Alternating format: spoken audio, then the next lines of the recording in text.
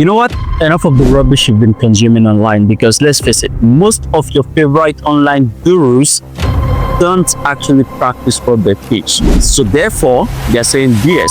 And I'm saying this as someone who was sleeping on the floor, and now I'm at the point where I'm stepping into a life that I could only once dream of, just far wide beyond my imagination. So if you've been consuming a lot of supposedly self-help content online and yet you still feel so stuck in your life, trust me, I get it. I used to be in your exact shoes. So in today's video, what I'm going to do is show you the 7 things that truly count. The 7 things that help me to break away from that downward spiral and start making something out of my life. The first thing that works for me is self-belief. And this is your permission to feel special, right? Because you are. Do you think that the most successful, the most impactful people that you know, think of Michael Jordan, think of Michael Jackson, the late Michael Jackson, no matter the name that comes to mind, right? You think when they step into a room, they actually feel normal, or they feel like, okay, I'm in a crowd, I'm part of the crowd. No, they feel special. They feel that there's almost some level of ego. You know, you need to have that in you. You need to have that self-belief of your specialty, your specialness, of your ability to do great things with your life. Even if nobody believes in you, you need to believe in yourself. Because trust me, it's not always going to be rosy. There's going to be times where everybody is going to doubt you. To be honest, there's going to be times where you're going to doubt yourself. But one thing that will pull you through that process, one thing that will keep you going, is if you have the frame of mind that no matter what, I believe in myself. I believe in the possibility of what I'm trying to do, and that's going to keep you going. Secondly, you need to have very high stress tolerance, because a normal life is for normal people. If you try to do something abnormal, people's attention only gets attracted by something that is out of the norm. So if you're trying to attract people's attention to what you're doing, you need to have high stress tolerance, because it's going to be stressful. It's going to be as stressful as heck, right? So you need to be very, very high stress tolerant. And, you know, not everybody has this at the beginning stages. So it's something you can train, really, something that you can develop. It's something that you can, you know, imbibe in your arsenal, your, you know, character traits that you're going to use to go ahead and do the great things you want to do with your life. So have high stress tolerance, because it's going to be stressful, all right? Thirdly is charisma. Now, most people don't know this, but I'm naturally an introvert, which means I most times prefer to be by myself. I most times don't want to talk. I try not to dabble into things that don't concern me. You know, when people go out and they're like, oh, let's be friends. When I'm out, most times, you know, except in the settings where I absolutely have to be engaging, I most times want to be myself. And that doesn't mean I'm not charismatic. I know that there are times where I'm required to engage. I mean, I'm required to communicate. I'm required to rally people, right? To be charismatic. Because if you're not charismatic, you're not going to have the level of energy that will invite other people to join themselves to you to achieve the goals that you have for your life. I'm starting to babble here a bit, but then I believe you get my point. Charisma is something that every successful people have. You need to be able to enter into a room, size it up, go in and do your business without feeling shy, without respecting anybody overly, but you know, having that sense of self-worth, making your impact felt wherever you go. Now, before I continue, if you feel very stuck and then you don't know how to actually develop charisma, there is a video I made some time back, and the content in that video it's actually targeted to making you have a deeper level of self-belief. And so I'm going to leave it on the screen somewhere. So better still, I'll leave it in the description below. So once you through this video, go watch that out so you can develop a greater level of charisma. Now, the fourth thing that actually works, and this so many people actually mess up with, focus on mastery, not passion. Now, if you go online, which you are online right now, then scrolls up, you're going to hear somebody saying, go with your passion, find something you love. Oh, well, sometimes your passion cannot pay the bill, right? Sometimes you don't feel passionate about things that you must do, right? So what happens then? What you should be focusing on is how to master it, because the moment you become a master, it's just inevitable. You just have this sense of love for what you do. That's where the passion really comes up. So you should focus on mastering it.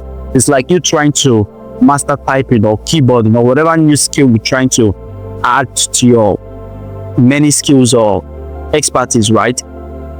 In the beginning stages, you're not going to like it. You're going to hate it. You're going to feel like you're quitting. I mean, I remember when I started learning fashion, I started my career as a fashion designer. And when I started that, I remember some days, not even some days, most days at the beginning stages, I wouldn't want to go to work. I wouldn't want to go to my boss shop, right? I didn't want to. It was hard. It was difficult. But then as I kept going, as I kept one foot in front of the other, I skipped some days, obviously, out of frustration. But then the moment I gained mastery, right, everything just seemed to open up. I began to enjoy it. So that should be your target. The enjoyment comes when you gain mastery, not when you supposedly have passion for something. So the reason I say this is because most people, when they hit an impasse, when they hit some sort of dilemma, they say, oh, this is not for me, and they quit. And then they keep going in that circle. They hit, they stop, they go back, they find some new shiny thing, and they decide to pursue that. And 2 steps in, they realize it's not as easy as I thought. So they stop, they look for something else. Eventually, they don't do nothing with their life. So that's what I'm trying to save you from. Don't do that. Focus on mastery, not passion. You will love it eventually if you gain mastery. So focus on gaining mastery first. A tribe in Nigeria that I actually absolutely respect on this wise is the Igbo tribe. Now, the way the Igbo people structure their way of life, their culture, is on a system of apprenticeship, right? So somebody will start doing something, maybe selling stuff, and then you will get somebody to come join in on an apprenticeship basis. After the period of apprenticeship, the person is thereby settled, given some incentive and some startup capital to go start up for himself. But during the period of apprenticeship, it's hell. You have nothing to your name. Like, you're totally, literally dependent on your boss. If your boss doesn't get you new clothes, if they see new clothes on you, it's assumed you stole from them, right? Because typically you live with them. So everything that you get in, basically everything you have, is from them. And that is apprenticeship. When the time comes when you are independent, trust me, there is no better feeling than that. So mastery before you love it. Mastery before enjoyment. Pay the price now, you're going to enjoy later. Now, the 6th thing, and I mentioned earlier that this is really the most important to me, which is always factor in what could go wrong. And I know there are many people out there who you're going to hear from saying, always believe things are going to go right. Always believe nobody is going to screw you over. Always have a positive mindset. Now, that's good. That's important. Always think positive, but make sure you also factor in everything that could go wrong. Just with my light. So just make sure that in whatever you're trying to do, you always factor in what could go wrong. Because if anything can go wrong, it will. So it's best to inform beforehand, so you find the best way to remedy the situation, right? And then lastly, you need to understand that becoming successful is relatively easy, but being successful, and that's where the challenge is. Being successful, not becoming successful. Any stupid person can become financially successful. I mean, I know a lot of stupid, I don't mean that in an insultive way, but then stupidity is really the absence of intelligence. So if you're acting unintelligent, especially if you are of age, 35, 40, behaving like a child, in my opinion, you just outrightly stupid. So I know a lot of stupid people who do have a lot of financial success.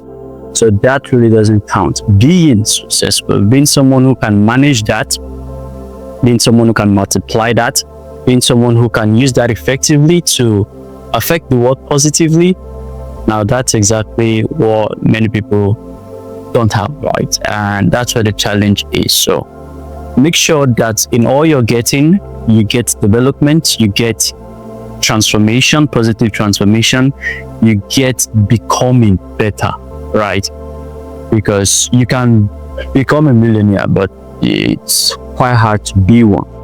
It's quite hard to be one, somebody who can command that result at any time. That's the challenge. I'm going to recommend that you watch a very important video, and it's probably one of my best videos yet on YouTube. So I mean, I have some other videos on YouTube that are unlisted, which means you can only access them. That's for business purposes. You can only access them when you have a link to them. So, but this is one of my best free videos yet. Click on the screen, I think here, go watch it. And as always, I believe in you. So no matter what you want to do, go ahead. I believe in you.